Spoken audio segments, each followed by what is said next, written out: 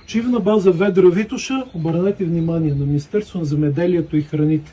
Хайде сега елате да ви покажа някои неща, които няма да позволим да станат. Прекрасно фоайе. Тук два къта за гости, кабинка, бар. Разбира се, трябва да има бар. И сега скачаме нагоре. Тук има чисто ново котле, огромен бойлер, да я знам, сигурно е тон, нещо подобно.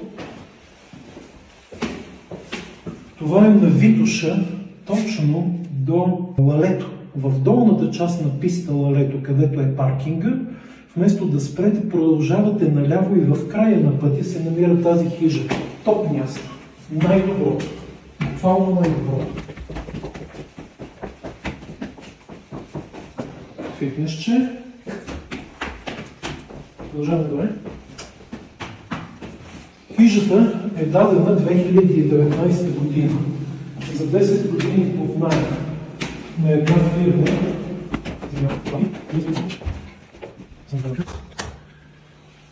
Така, това е състоянието в момента. Идвам тук на инспекция. По принцип и по договор и по закон принципала може да инспектира имотите на Министерството. В момента сме тук на инспекция.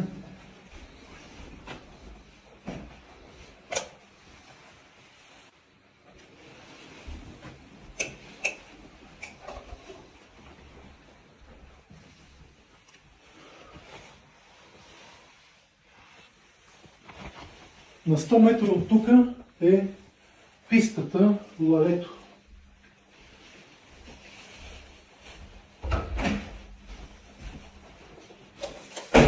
Още една баня, в случай, че една не е достатъчна.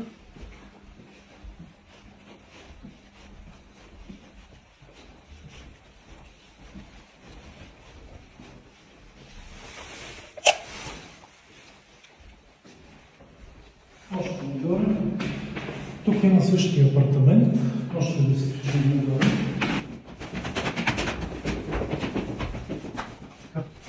Кабинка, телевизор.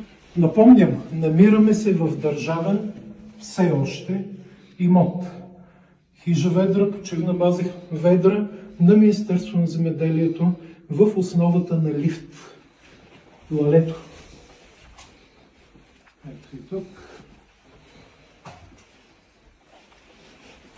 Ето и тук.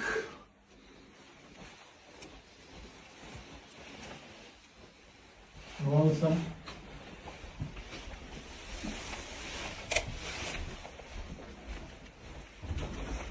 Влизаме на терасата.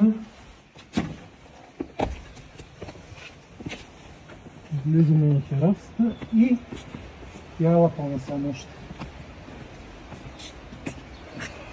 И виждаме това.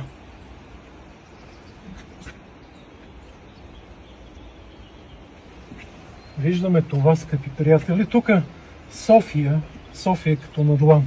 Ела още малко насам да не ти пречи, тук той е голям, разкошен бор, гледай. Ето това ти е пейзажа. Ето там, снимай на където соча. Ето там е Лалето. На 100 метра е Лалето. И дайте сега да ви разкажа някои неща, защо този имот привлече вниманието ни. Тук имаме хронологията на опита за една измама, която ще спрем. Нямайте илюзии по въпроса, ще я спрем.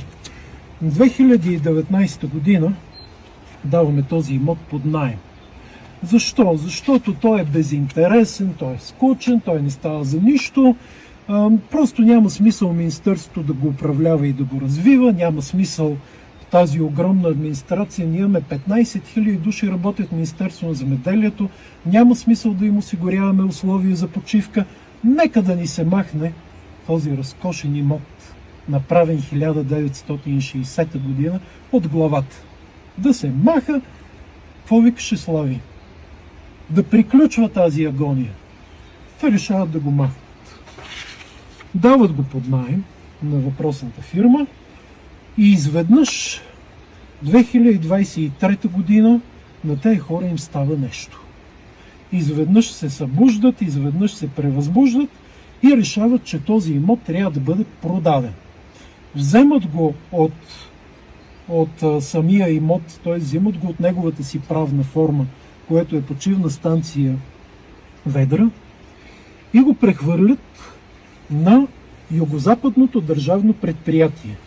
И ето тук, с този протокол, Югозападното държавно предприятие казва: ама то ще е страхотна работа ние този имот да го вземем, да бъде при нас. Как се казва, чудесно. След което отново Югозападното предприятие пише до заместник министъра на земеделието господин Чамбов: почивната станция бла-бла-бла, бар, фоайе, ведомствен стол с отпаднала необходимост. Виждате ли? С отпаднала. Значи като чуете отпаднала необходимост, става въпрос за схема. Директно ви го казвам.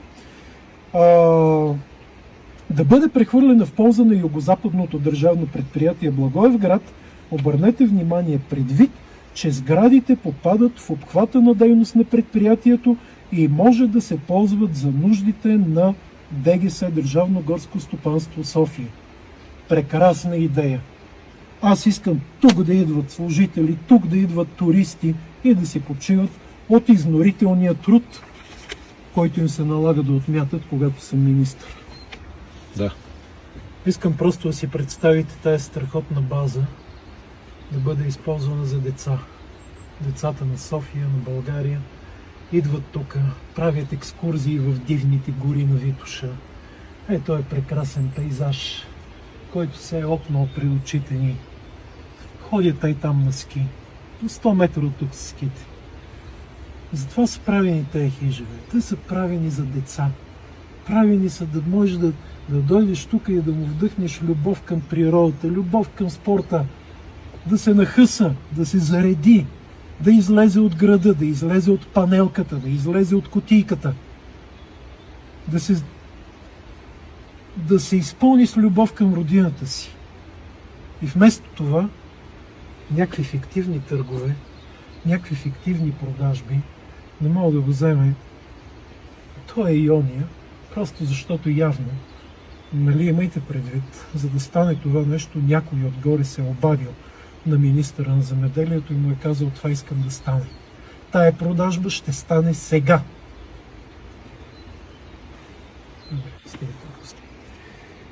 След което обаче 25-та година, извинявам се, не е 25-та година, ето тук имам хронологията, сега ще ви я кажа. 23-та година министъра го взема от Ведра и го дава на Югозападното.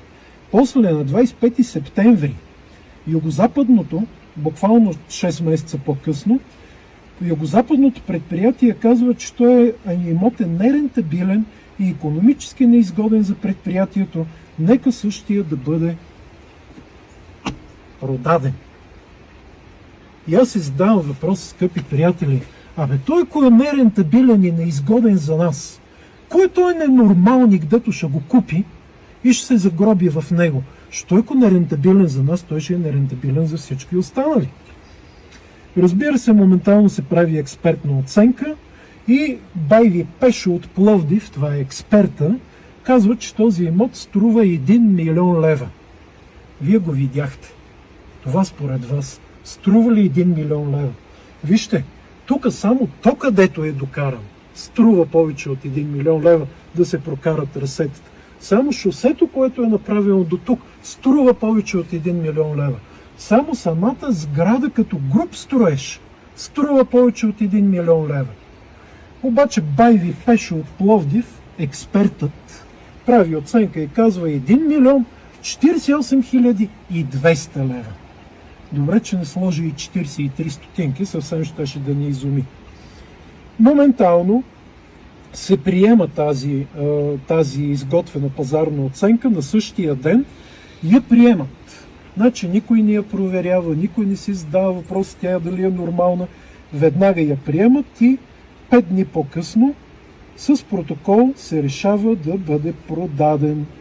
И оттам излиза с заповед на министъра на земеделието и храните 2 дни по-късно да бъде продаден имота поради отпаднала нужда. След което оттам се започва една история, отправят предложения за продажба към столична община. Моментално, нали, искат и едноседмичен срок за отговор, защото тук част от земята е общинска и слава Богу, защото това ги блокира до момента. И се започва тази разписана тук сага, този имот да бъде продаден. Направен е търг, продаден е. Като е продаден, между другото, с заповеди, които министъра тогава толкова се страхува да подписва, че навсякъде те са превъзложени на замминистър и са подписани с запетайка. След което обаче на 21 януари, значи тук започва едно нетърпение, искаме си имота. Търга е преминал, фирмата, която го е наела, го е купила. Искат да си влязат във владение. Виж, как няма да искаш, тук е рай. Я покажи пак да видят, малко се развидели там, колко е красиво. Виж отсреща Стара планина, София, тишина, спокойствие. Тук не минават хора, между другото. Тук не минават хора, защото е една отбивка на страни, която не е популярна. Обаче на 21 януари 25 година шефът на Югозападното държавно предприятие пише гневно писмо на областния управител, в което казва: ей, областен управителю, стига си ми бавил продажбата, защото на мен ми трябват пари и ти ме спираш. Ето сега ще го. Към днешна дата предприятието изпитва сериозни финансови затруднения и спешно се нуждае от средства да плати заплати. Добре, бе, ако ние всеки път, когато трябва да се плащат заплати, продаваме едни от най-хубавите имоти на държавата, тогава какво, утре ще продадем цялата държава да плащаме заплати ли? Така ли ще правим? Ще продаваме държавата по тезгяха, парче по парче, докато накрая я продадем цялата, защото, разбирате ли, трябвало да плащаме заплати. Не само това, ами и вече в началото на тази година същия този господин пише отново пак на сегашния областен управител: моля ти се, но не моля ти се, той го прави заплашително. Веднага отпуши продажбата, защото ние трябва да плащаме заплати. Назначил си на две конкретни партии, едната, галено я наричаме партия Магнитски, си назначил маса хора там да седят и да източват предприятието чрез заплати, и сега искаш да продадем един от най-прекрасните имоти. Що да можеш ти да плащаш заплати? Ще видим тази работа, нали? Аз тези неща ги приемам много сериозно, особено когато някой иска да направи нещо подобно. Така че, скъпи приятели, българи и съграждани, това няма да го позволим. Няма да позволим най-хубавите имоти на държавата, които могат да служат тук за почивка на българите. Идваш на лалето в петък след работа, караш нощно, идваш тук, спиш, сутринта отиваш, пак караш, правиш втора нощувка, след това се прибираш в София. Служителите на самото министерство, има много от тях, които работят като роби, работят истински, работят отдадено, да дойдат тук да си починат, да отморят. Вместо това, този прекрасен имот ще го продаваме на този онзи, това няма да го позволим. Вече сезирам всички органи държавни, продължаваме с този опит за продажба. Ще издам заповед още в понеделник, с която ще искам пълна проверка на случая. Ще поискам и временно преустановяване на дейностите до установяване на реалността. Сезирал съм вече и премиера на България. Няма да позволим такова нещо. Няма да го позволим. Хубавите имоти, които са направени с държавни пари, направени с парите на народа, струват за тяхното изграждане майка си и баща си. Няма да позволим с тях да се разпорежда който и да е по този абсолютно безочлив начин. Тази хижа е правена с парите на нашите родители. Тя е правена в едно от най-красивите места в България. Тя е правена за българите, за да могат да идват и да почиват тук. Не е правена за да бъде продадена за 1 милион лева. Не е правена за това. Това тук не струва 1 милион лева. Това струва 50 милиона лева. Но според мен е безценно И трябва да служи на институцията, трябва да служи на българските граждани, на обществото. Продължайте да следите този случай, около него тепърва ще се размирисва. Благодаря ви. И последно. Гласувайте. Гласувайте. Ние показахме, че борбата за България е възможна. Не ви агитирам за кого да гласувате. Моля ви, като българин, като гражданин, като вашият министър, ви моля да гласувате.